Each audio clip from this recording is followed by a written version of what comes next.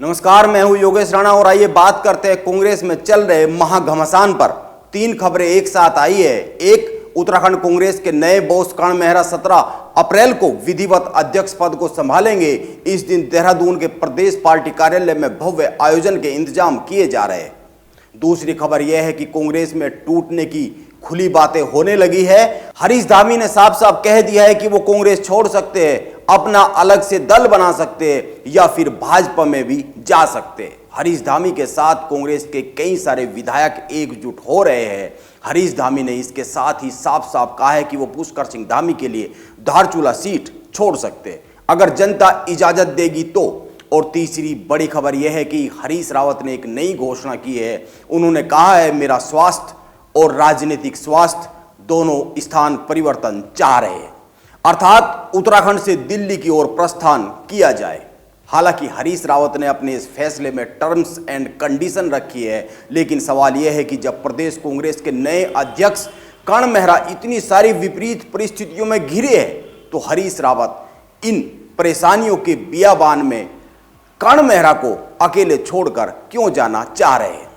आइए इस पर बात करते हैं कि हरीश रावत प्रदेश कांग्रेस की नई टीम को छोड़कर क्यों जाना चाह रहे हैं। उनका मोह उत्तराखंड से भंग हो गया है या फिर नई टीम के तौर पर चुने गए लोगों से वो खुश नहीं है। सवाल तो यह भी है, क्या वो प्रदेश अध्यक्ष बनाए गए कर्ण मेहरा से खुश नहीं है या फिर नेता प्रतिपक्ष बनाए गए यशपाल आर्य से खुश नहीं है। प्रीतम सिंह ने खुलकर बताया है कि वो क्यों खुश नहीं है।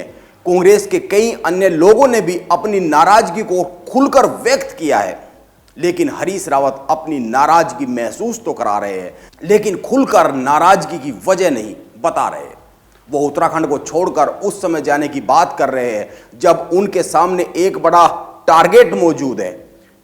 प्रदेश कांग्रेस में नई टीम चुनी गई है और 6 माह के भीतर भीतर प्रदेश में उपचुनाव होना है।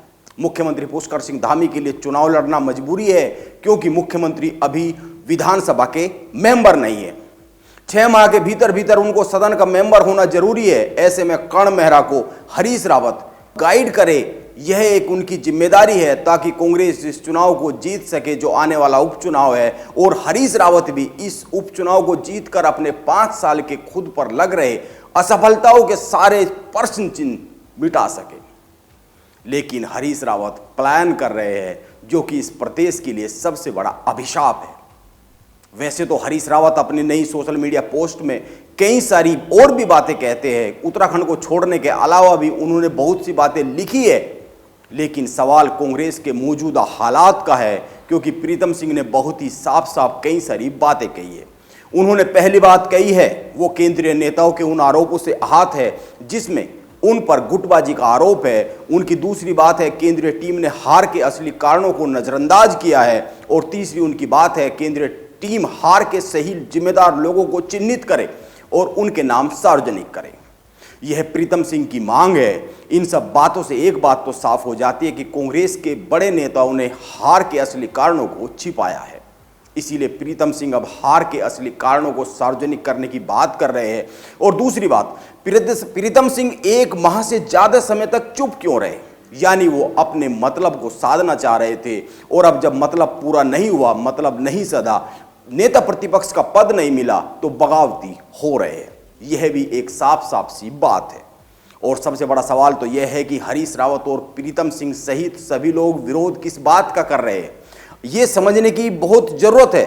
प्रदेश अध्यक्ष बनाए गए कर्ण मेहरा का कर रहे हैं, या फिर नेता प्रतिपक्ष बनाए गए यशपाल आर्य का कर रहे हैं, या फिर विधायक दल का उपनेता चुने गए भुवन काबड़ी का कर रहे हैं।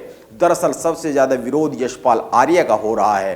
कांग्रेस में पहले भी बदलाव होते रहे हैं, लेकिन इस बार का यह बदलाव दलित कार्ड के तौर पर है। इसीलिए उत्तराखंड की कांग्रेस में कईयों को अपने राजनीतिक भविष्य और राजनीतिक समीकरण बिगड़ते हुए दिख रहे हैं।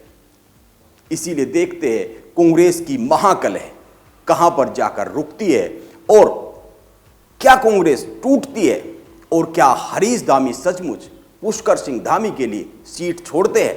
यह देखना जरूरी है, और यह देखने के लिए थोड़ा इंतजार करना पड़ेगा। नमस्कार, आप बने रहें मेरे साथ।